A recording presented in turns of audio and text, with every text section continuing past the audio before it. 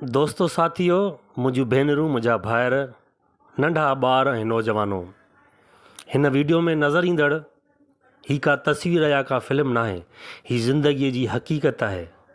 जिते तव्हांखे रोशनीअ जो को बल्ब नज़र न ईंदो, को पखो नज़र न ईंदो, न पाणी, न गैस, न बिजली, न ई के ॿियूं के सहूलतूं।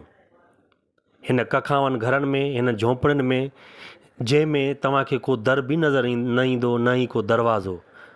हिननि ॻोठाणनि खे को चोरीअ जो भउ या ख़ौफ़ बि न आहे। ही ॿार रुॻो हिकु बाल्टी पाणी सां ख़ुशि आहिनि। खेनि गोश्त बि न खपे, न मच्छी खपे, न ई को फास्ट फूड, सिर्फ़ु ज़िंदगी सुख सां, अमुन सां। शहरनि में त सभु कुझु आहे, पर अक्सर शिकायतूं बि तमामु घणियूं आहिनि। पर ही ग़रीब माण्हू जिन वटि कुझु बि न आहे, उहे रब जा शुक्रगुज़ार आहिनि, सब्र वारा आहिनि। हिननि वटि मोहबत भरपूर आहे।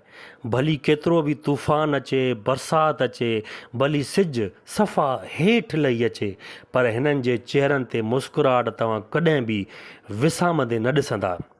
असीं छो नथा सम्झूं त ज़िंदगी हर हाल में ख़ूबसूरत आहे, ज़िंदगी तमामु लाजवाब आहे, अल्लाह जी नेमत आहे।